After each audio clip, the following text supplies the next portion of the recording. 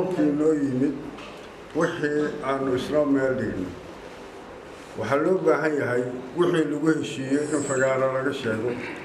waxaan idinla socodsiinaynaa duubabkii noo yimid inaanu ku faataxaysanay qofkii rabana jowhar inuu aado qofkii rabana joogo annagu saddexdeenna ugaas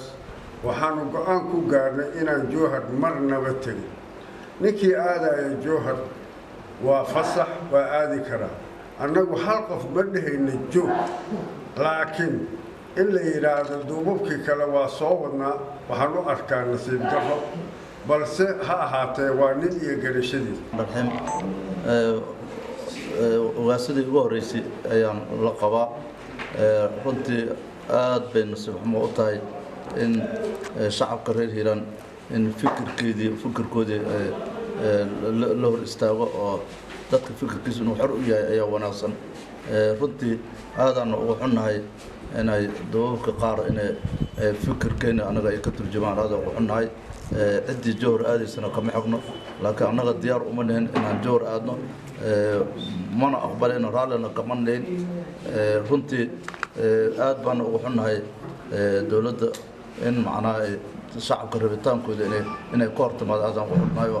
waana ka xunnahay waa ka xunnahay arrinta aan si isula arki weynay waxaan idiin sheegaynaa duubabkaasi saaki markay noo yimaadeen waxay noo sheegeen in ay doonayaan inayna wadaan waxaan nidhi madaxweynaha nagama xigtaan dawladdii nagama xigtaan aan idiin wadna inaadna tiraahdaanna waxay nagu tahay aflagaadu calaa kulli xaal hal meel arrin islama dhigin waxaa nasiib darro ah marka in duubabkii ay ku warbixiyaan haddee waxbaa laysku raacay oo jowhar in la aadaa laysku raacay inay yidhaahdaan aad iyo aad bay nasiib darro u tahay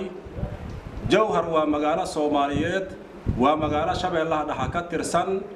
cid alla ciddii rabtaa waa aadi kartaa laakiin annaga saddexdeenna ogaaskii iga horreeyo ogaas xasan ogaas khaliif iyo anigoo ah ogaas cali ogaas maxamed ogaas shafeec iyo ogaaskan garabka iga fadhiyo ogaas cali ogaas xasan ogaas raage mowqifka jowhar madaxweynahana waa u sheegnay ra-iisul wasaaraha waa u sheegnay saddex qodobaan ka codsannay horeyna waa u sheegnay haddana waa sheegaynaa dib u heshiisiin inna looga furo gobolkan beledweyne gobolkan hiiraan gaar ahaan caasimadiisa beledweyne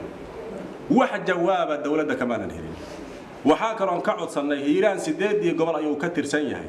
wariis waa sidiisii in yacni mataqaanaa la badiyo oo 3 gobol in 2 gobol laga dhigo wax jawaab cada kamaanan helin waxaa kaloon weydiisanay in gogosha jowhar taalla inta la keeno sababtoo ah inta ayaa ku xaqnimo badan in gogosha la keeno maadaama gobolkan gobolladii sidii uu ka soo jeedo intaasoo dhan dawladda waxaan ka helnay oo jawaab cada mare waxaan idiin caddaynaynaa jowhar ninkii aada waa aadi karaa ninkii diyaarad loo keeno ha baxo laakiin qadiyadii reer hiiraan iyo dadnimadii reer hiiraan ayaan ku taagannahay aanna jecelnahay insha allahu tacaala